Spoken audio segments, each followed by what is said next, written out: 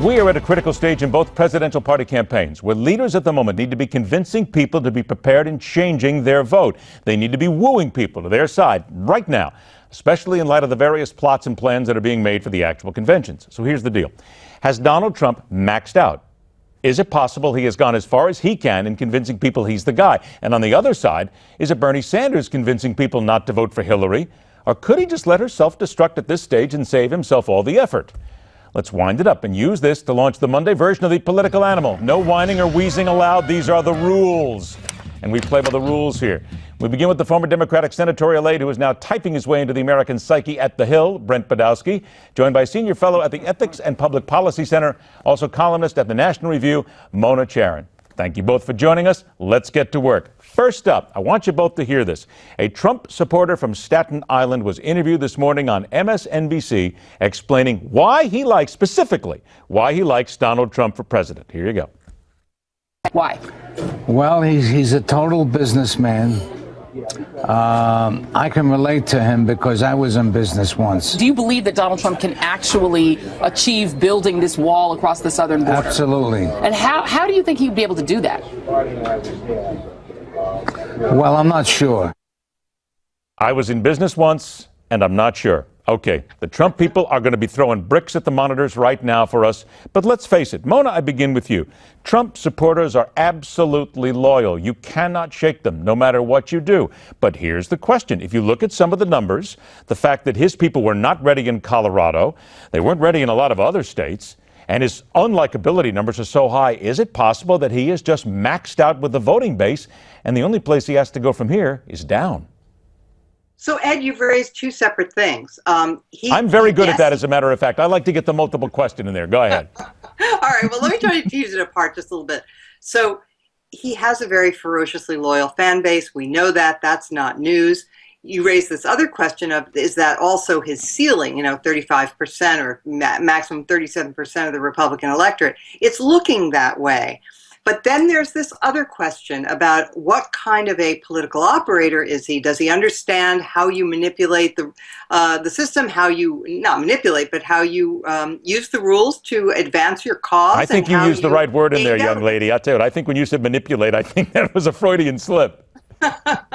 Well, it does take a certain kind of experience, and it takes a certain kind of knowledge about how the game is played. And I'm not suggesting Ted Cruz is doing anything untoward. He's not. I mean, he's playing by the rules. He's doing it the way it's always been done, and the way that Donald Trump is clearly a novice at. He has no ground game, as he himself admitted after Iowa. He has no real operation to rely on, and that's why Cruz is snapping up all of these delegates in places like Colorado. All right, Brent, I come to you then. Same thing. Is it possible that Donald Trump has maxed out, but he still needs to get people?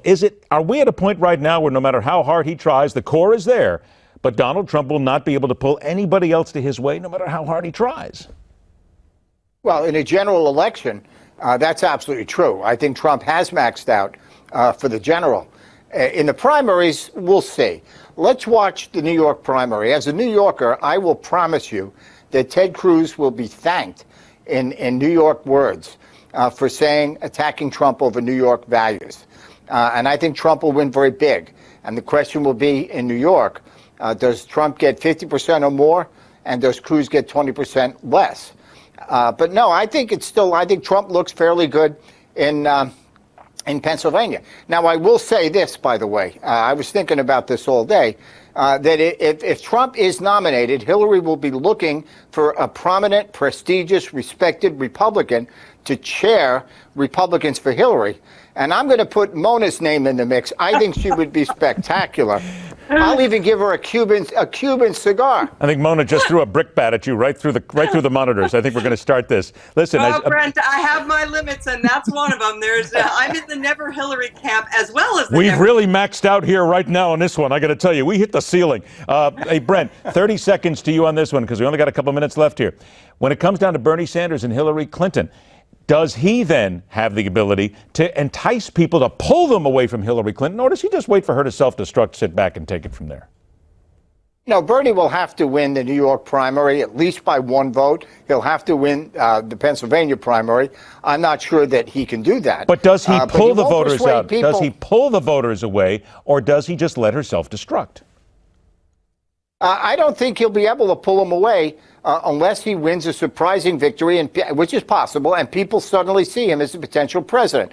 The delegate numbers are insurmountable right now, although it can be reversed. Again, watch New York, watch Pennsylvania. Other than that, he won't be able to move people because they won Hillary from the establishment. The grassroots wants Bernie.